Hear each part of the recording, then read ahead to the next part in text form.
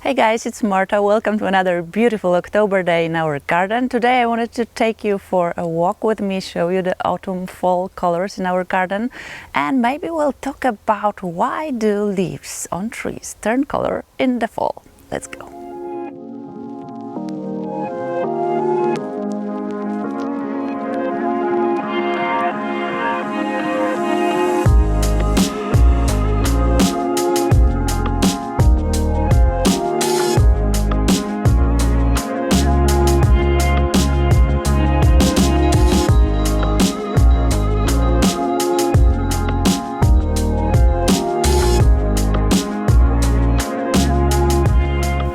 October colors. I love them so much that whenever I go to the city or wherever I go, I try to take different routes to go to specific spaces that I know that have beautiful trees that turn their color.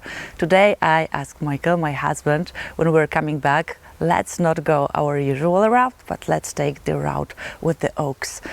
When we are looking for a space to live, a place to build our house, we came here, and very close to us there is this beautiful road that is surrounded with old oaks, and they also have babies, so baby oaks are below them, and it looks so beautiful, especially now. This was one of the things that made me live here, so I think fall colors is something that is very important to me.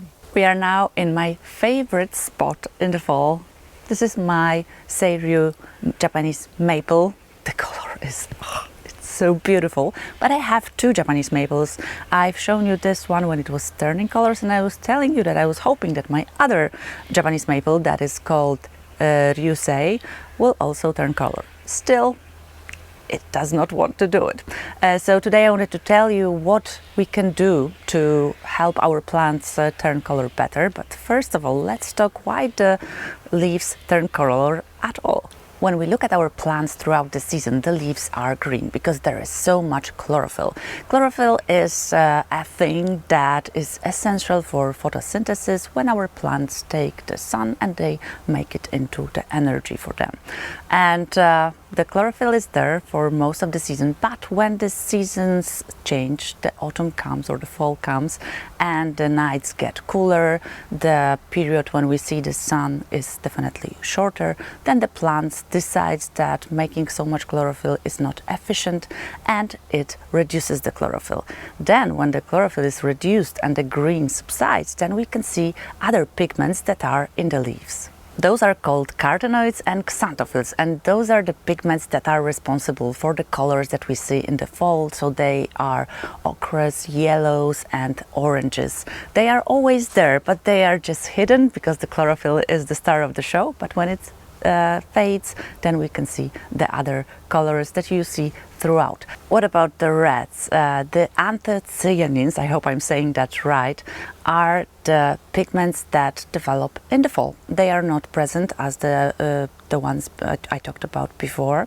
They are produced because the sugar is trapped in the tissues, and they show us all the beautiful reds and burgundies in the leaves, but they are more present when we get cooler nights and very sunny days. This is what we had in the past week. Our week was beautiful. We had beautiful sunny days and then very, very cold nights close to freezing temperatures, but we did not get the frost in the morning. So that is the perfect moment for all the reds and burgundies to develop, and we can see that all around in our neighborhood and in our garden, and here we can see it also perfectly. So now I'm wondering, why is this guy so stubborn and he doesn't want to change the color? So I was thinking a few things. This tree might not get enough sunlight now because the conditions are changing, so I will change the position next year for starters. Then I will definitely check if the watering for it is right, so I will give more water. And because we had some problem with fungal diseases in the beginning of the season, I will be treating it proactively for that, and we'll see next year. Maybe he will change his mind. In one of the previous videos, I've shown you how I was planting heathers here, and I told you that I will be taking the runaway bright hydrangea from here and I will plant something more colorful. And I planted the saxifrage I was talking about last time. It looks beautiful, and we have two like splashes of color, extra color. And I also love how this hosta looks. It's turning color. In a week it will not look that good, but we had this week with this beautiful yellow color that shows how adding yellows to reds can show us the color in a very good way. It just pops the color more because of the contrast.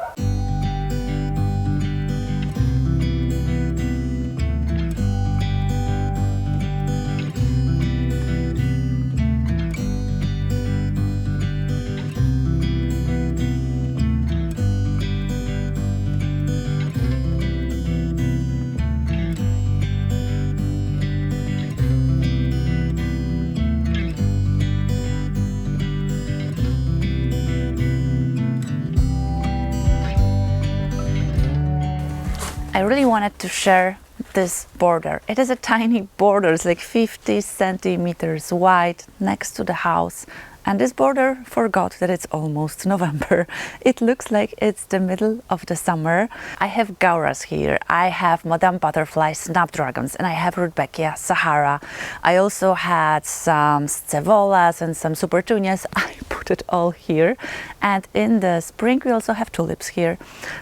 This part probably blooms so well because it is a very warm place next to the house, and we always get the wind from that side. So this part of the house is sheltering this space, and probably this is why this space didn't get the memo that we are almost in November. I love how it looks like. Every day when I get out of my car I can see it and I'm like, oh my gosh, this is so beautiful and so late in the season.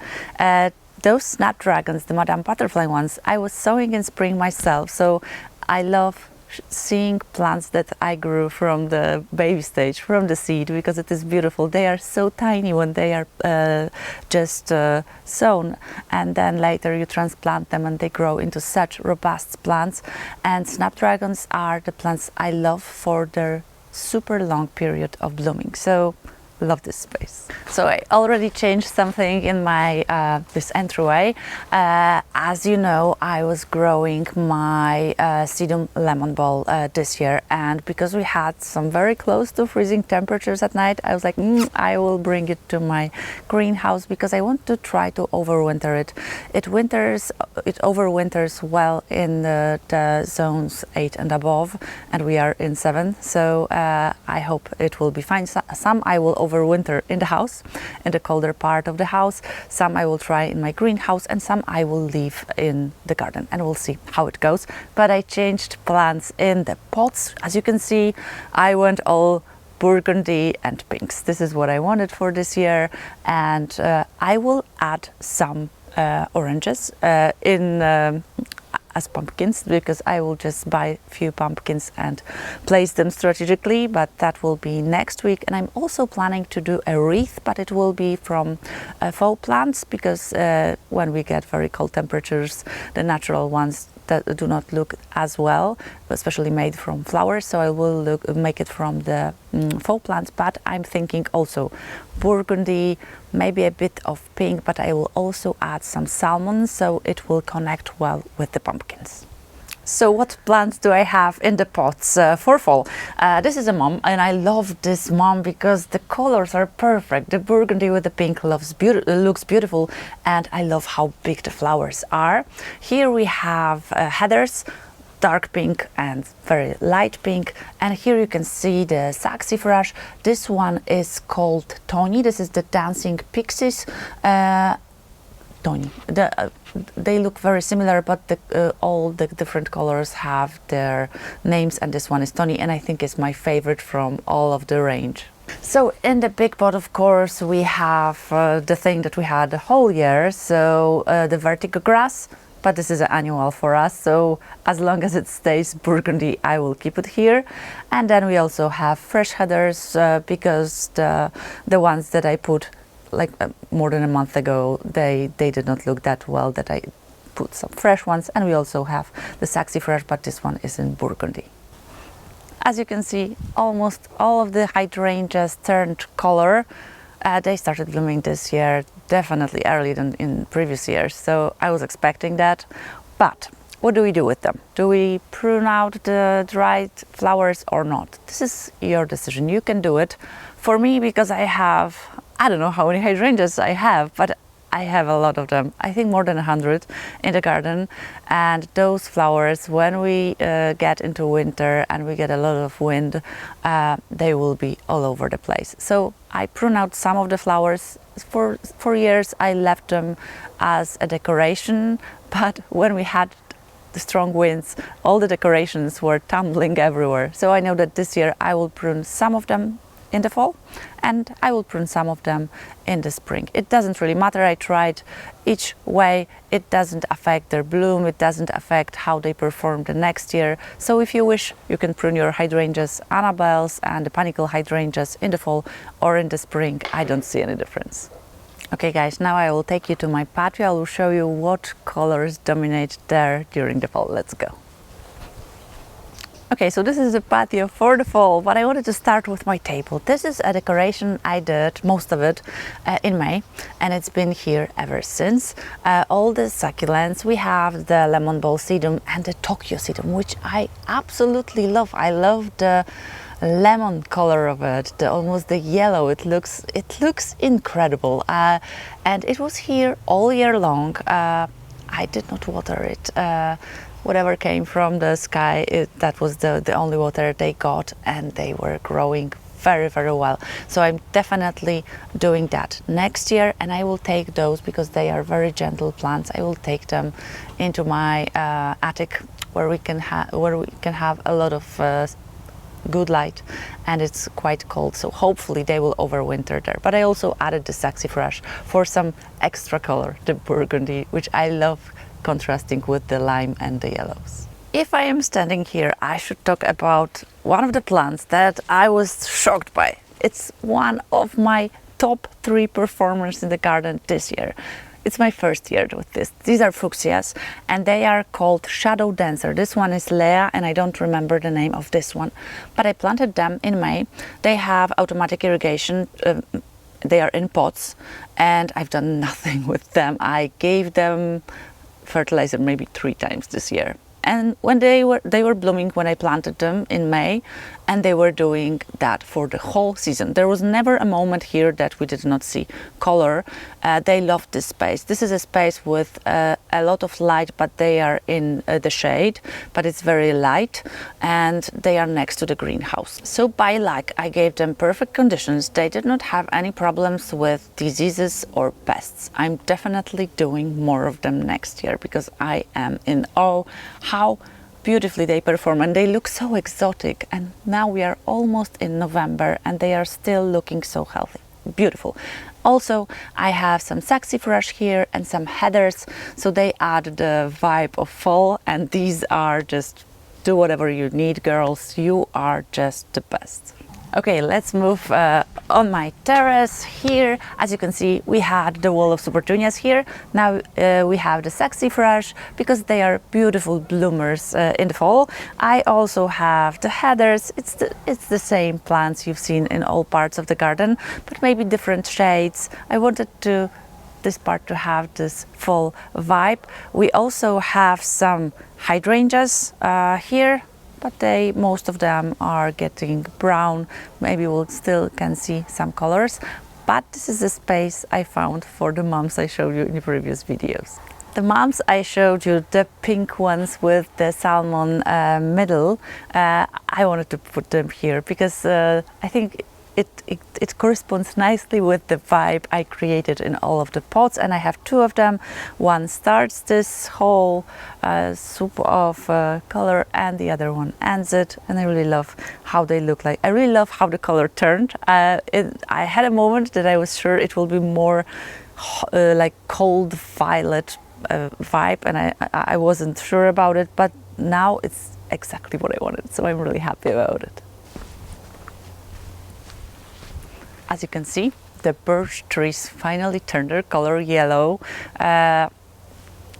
This year they were throwing their seeds, which, because they are very old trees, are full, like bucket loads.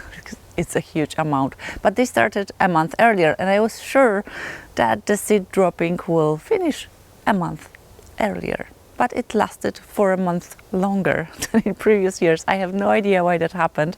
This is the part that I do not like about birch trees at all. It really it is everywhere, in the house, in the gutters, everywhere. But I love the leaves of birch trees, and I love their color. When we were choosing the space to live, we came here, and it was October, I think it was 19 years ago, and I saw them. Of course, they were younger. I think they were 15 at the time, and I looked at the fall color, and I was like, yes, I want to live there. I did not know anything about birch trees. Now I have a lot of experiences with them. I'm not sure if I would choose them again as trees for my own garden, but I love the leaves. And I remember when we had our lab, how happy she was when we made those piles of leaves, and she would jump into them. And I was always like, I really want to do it too. So I love the leaves, I love the colors, and it's looking beautiful. But we'll have a lot of cleaning when they will all fall down. Guys, I think we'll finish this fall tour here because I am so cold. We've been like recording for some time now, and I was like, yeah, this is such a beautiful weather, let's go. In the sun it will be very, very warm, but it's very damp, and I can feel my hands almost freezing. I wanted to finish here in this part around the bench. You've seen the space when I was planting the plants, but they have grown a bit. The flowers are more open, and I really love how it looks like. The fall colors are beautiful. I really wish it was a bit warmer. Let me know in the comments today if you have some beautiful plants that have incredible color in the fall. Maybe you have some varieties, and maybe you have experiences that showed you that if you did something you had better color in the fall. That would be really interesting to hear for me and for the other viewers. So if you have such experiences, please share in the comments. And if you like today's video, please give it a thumbs up, consider subscribing, and we'll see you in the next one. Bye.